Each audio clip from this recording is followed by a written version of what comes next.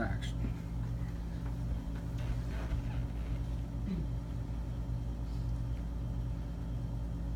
This evening I will be persuading you on renewable energy and how it will be a big will have a big economic impact in the future. The idea here is that there is huge potential for growth in the renewable sector. The United States could obtain true energy independence by the year 2050. Fossil fuels are diminishing and aren't expected to be available forever, and strides are already being made by U.S. companies to develop these sources and use them. Start with a quote from Franklin Roosevelt. He said that it is common sense to take a method and try it, and if it fails, admit it frankly and try another. But above all, try something. And that is important because we must try something as it relates to energy. Our economy is not getting any better, and anything we can do to help that will be an increase in economic activity. So here we see a chart that shows potential energy growth in the future.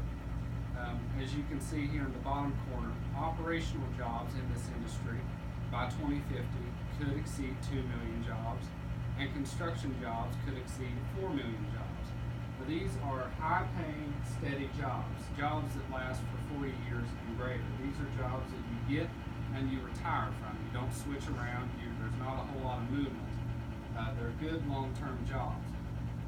This is important because now it is not common to have a job for an extended amount of time. Typically people have to move around, typically people have to go wherever the money is. But in this sector it would be completely different. There would be high-paying jobs for long terms of employment. True energy independence, we talk about this a lot, and energy independence is important.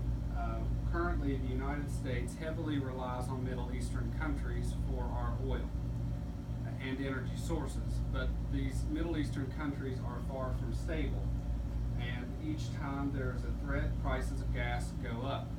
If the United States would rely more on its own energy sources, including renewables, it would greatly reduce the amount of risk there is in the energy market, and we would be able to have energy that is predictable. And that's important because instead of having to go to war to make sure that we have access to gas, we wouldn't have to. We wouldn't be threatened by what's going on in the Middle East. This shows you oil reserves by region. And as you can see, the Middle East holds a wide majority on the fuel reserves in the world. 56%, North America only accounting for 16%. So yes, in the short term, we could be energy independent on fossil fuels, but in the long term, we're going to need something past that, and renewables provide that answer. Here we see fossil fuels and their expected years of existence.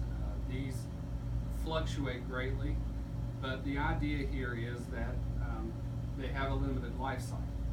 Wind, hydroelectric, and solar have no limited life cycle. The sun is always going to come up, water is always going to flow downhill, and the wind is always going to be blowing. And now we'll talk about the strides being made by industries in the United States in this direction. We want to talk about Tesla mainly. Tesla is a company that is developing the next generation of energy creation. Here you see one of their smart houses.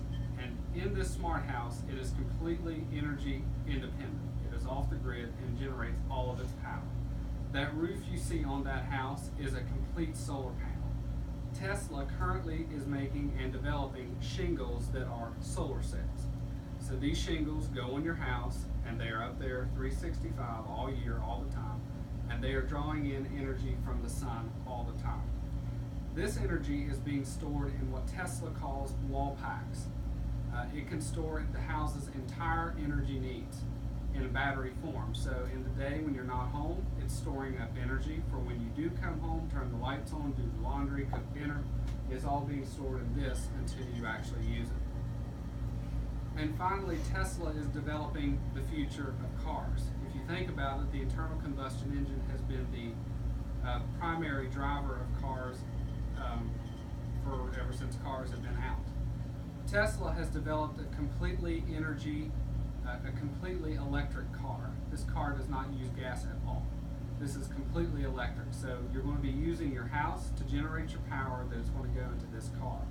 And until now, these cars have been too expensive for the consumers to afford, exceeding prices of $100,000.